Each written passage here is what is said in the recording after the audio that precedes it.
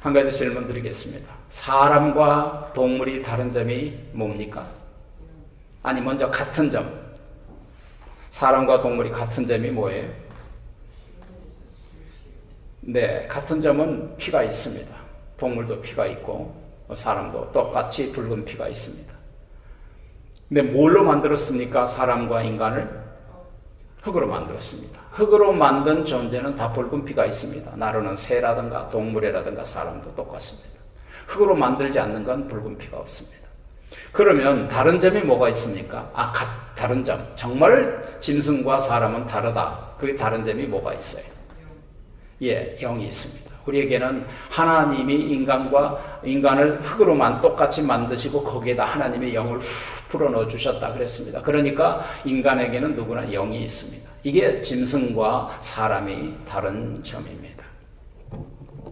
그래서 하나님의 형상과 모양을 닮았다는 말은 하나님의 영이 우리에게 있다는 거예요. 그게 다르다는 거예요. 그게 바로 하나님의 형상과 모양의 근본입니다. 그래서 그 영이 들어올 때 우리에게 양심이라는 게 생겨요. 동물은 양심이 없습니다. 영이 들어올 때 하나님의 지혜가 임해서 우리가 문자를 쓸 수가 있고 역사를 기록할 수가 있고 문화가 있고 이런 점들이 다, 그 다음에 인간에게는 하나님의 형상과 모양을 닮았기 때문에 창조력이 있어요. 이런 것도 만들고 저런 것도 만들고 하물며 달나라와 화성까지 가는 엄청난 지금 그 창조의 일들을 인간이 하고 있는 것입니다. 이게 바로 다른 점입니다. 그런데 그 중에서 제일 가는 것은 성령이에요. 이 성령이 있어야 인간이고 성령이 없으면 모양은 인간 닮았을지라도 성령이 없이는 짐승과 같은 것입니다. 살다가 육신적으로 살다가 그냥 죽는 거예요. 흙으로 가서. 그러면 인간이 예수를 믿기 전에는 전부 짐승과 같은 삶을 살다가 예수 믿으면서 우리가 그 죽었던 영이 회복된 거예요. 왜냐하면 사람을 흙으로 만들고 하나님이 영으로 불어 넣어주신 것처럼 예수를 믿을 때 똑같은 현상이 우리에게 일어나서 죽었던 영혼이 다시 살아나는 것입니다. 그걸 가리켜서 거듭났다고 하는 거예요. 그것이 바로 새 사람이 됐다는 것이고 새 창조가 됐다는 거예요. 성령을 받을 때 우리가 새로운 창조로 새로운 모습으로 살아가게 되는 것입니다. 그러므로 성령 받고 거듭나고 구원받고 싶으면 어떻게 해야 될까요? 그것은 오늘 제가 집중적으로 여러분에게 가르쳐 드리고 싶습니다. 성령 받고 구원받으려면 우리가 무엇을 통해서 성령을 받을 수 있느냐면 여러 가지가 있지만 첫 번째는 말씀을 통해서 우리가 성령이 임하게 되는 것입니다. 여러분, 성령이란 말씀과 함께 같이 가는 기차, 레일과 같은 거예요. 그래서 로마서 10장 17절에 보면 말씀을 들음으로 믿음이 생긴다 그랬어요. 믿음은 들음에서 나며 그 들음은 뭐냐? 그리스도의 말씀으로 말미암느니라. 말씀을 들을 때 믿음이 생겨요. 그러니까 그 믿음이 생긴다는 뜻은 그 말씀이 들을 때 말씀과 성령이 함께 역사하고 일하시기 때문에 말씀을 들을 때 그걸 갖다 영어로 아하 모멘트라고 하는 거예요. 아하 모멘트, 깨닫게 되는 거예요. 예, 그리고 내가 죄구나, 내가 죄를 깨닫게 되는 거예요.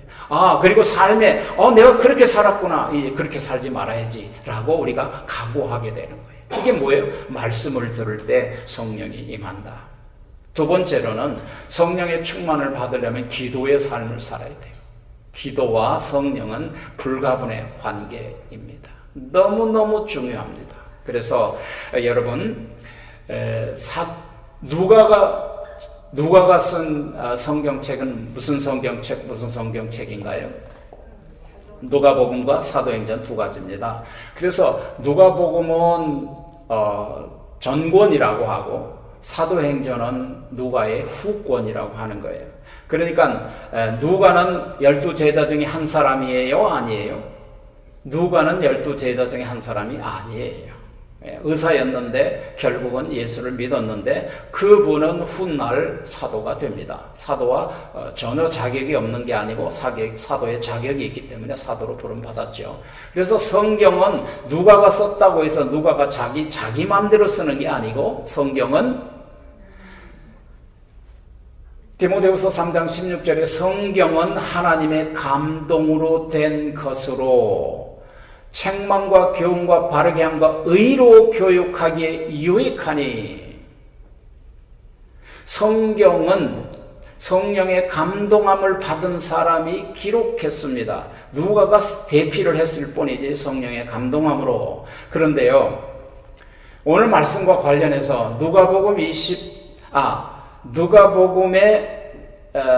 지상명령, 마태복음의 지상명령, 마가복음의 지상명령, 누가복음의 지상명령, 사도행전의 지상명령이 각각 달리 나타나 있지만 원칙은 같은 것입니다. 누가복음 24장 49절에 보면 너희가 위로부터 성령이 입히올 때까지 그랬습니다. 다시 말하면 예수님이 감람산에서 천사의 호의를 받고 영광스러운 모습으로 승천하시기 전에 바로 그 자리에 모인 500명의 제자들에게 주신 지상 명령이 뭐냐? 너희가 위로부터 아버지께서 약속하신 성령을 입히올 때까지, 그 성령을 받아올 때까지 예루살렘을 떠나지 말라 그랬습니다. 다시 말하면 성령을 받을 때까지 예루살렘 떠나지 말라. 다시 말하면 제일 중요한 근본은 성령입니다. 그리고 두 번째 쓴 속편의 누가의 사도행전 1장 8절에 보면 성령이 임하면 너희가 권능을 받고 예루살렘과 온 유다와 사마리아와 땅끝까지 이르러 내 증인이 되리라 그랬습니다. 여기서 제가 항상 삼박자로 얘기하면 성령이 임하면 뭘 받고? 권능을 받고, 권능을 받으면 뭐가 된다? 증인 된다는 거예요. 김입도 목사님이 증인되다 선교하신 거예요. 성령의 충만함으로 견딜 수 없어서 죽을 때까지 복음을 전하셨던 거죠.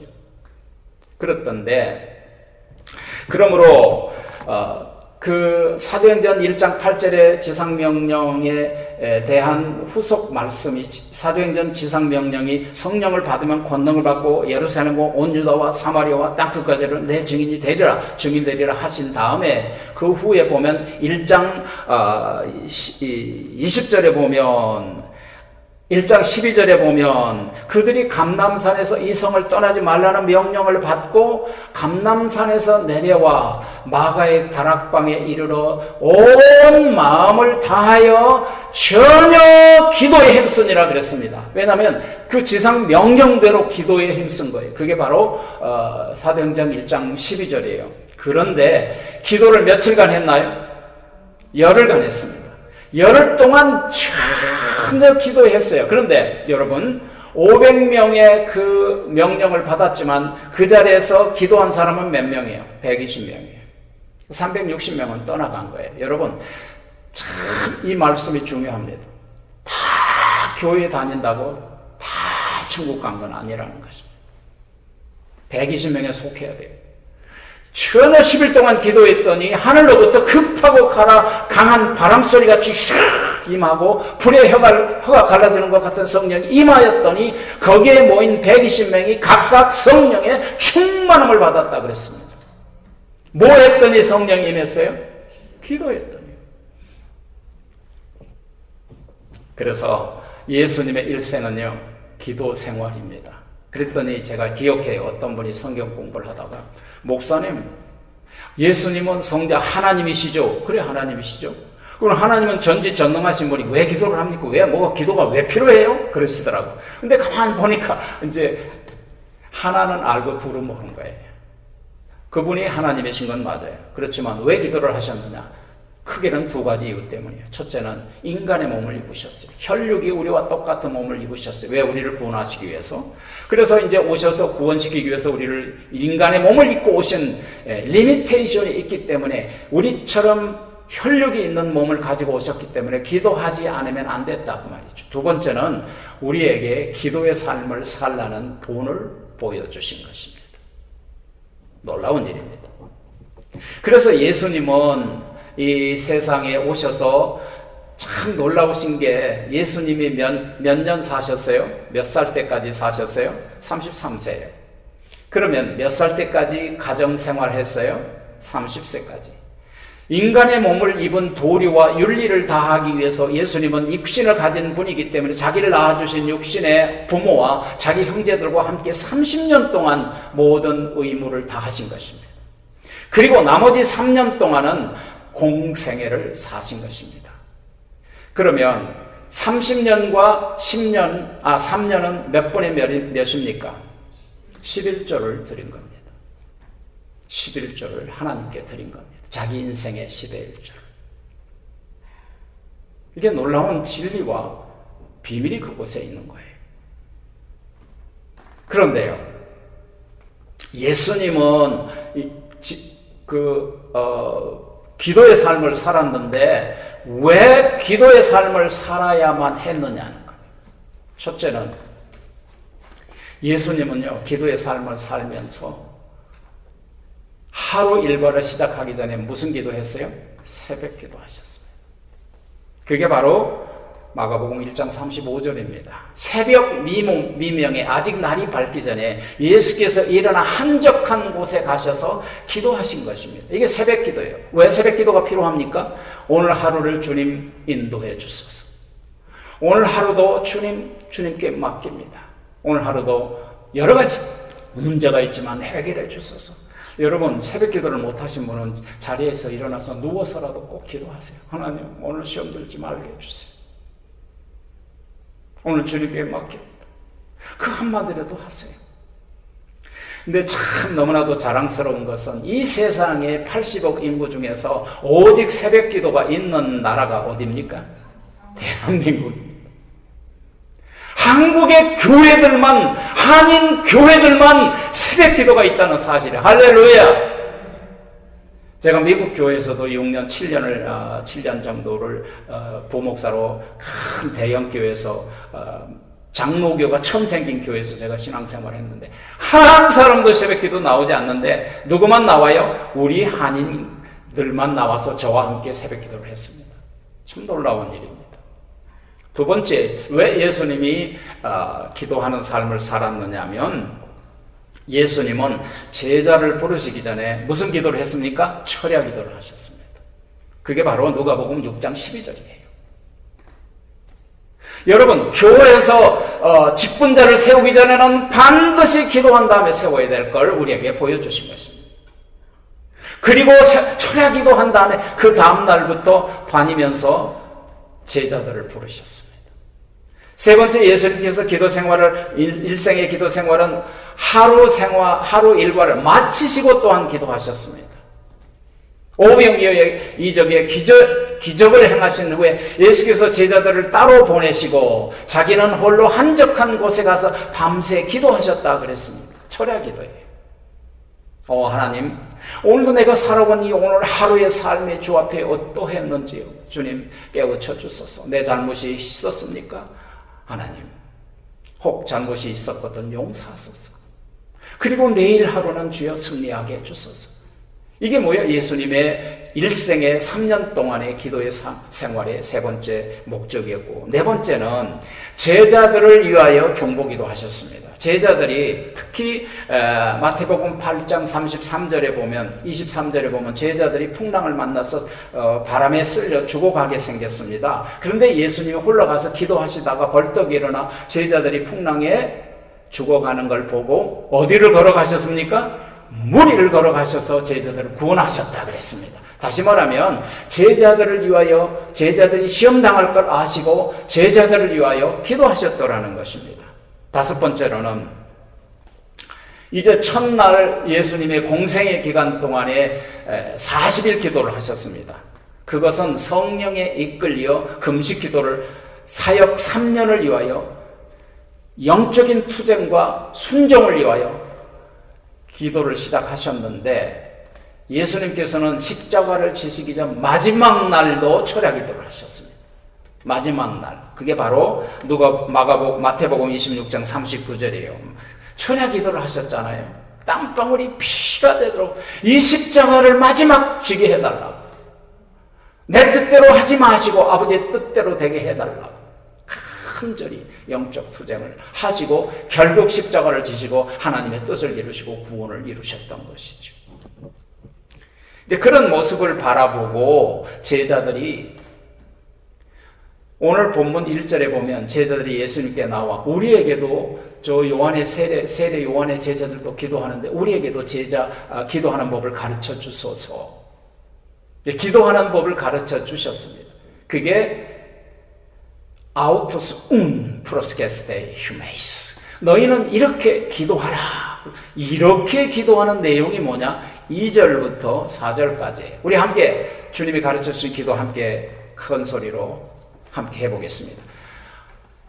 하늘에 계신 우리 아버지시여, 이름이 거룩히 여기심을 받으시오며 나라의 마옵시며 뜻이 하늘에서 이루어진 것 같이 땅에서도 이루어지이다. 오늘날 우리에게 일용할 양식을 주옵시고 우리가 우리에게 죄 지은 자를 사하여 준 것 같이 우리 죄를 사하여 주옵시고 우리를 시험에 들게 하지 마옵시고 다만 악에서 구하옵소서. 대개 나라와 권세와 영광이 아버지께 영원히 있사옵나이다. 아멘. 이 기도를 가르쳐 주시고 한 가지 기도의 예화를 들려주시는 게 몇 절이냐면 5절부터 8절입니다.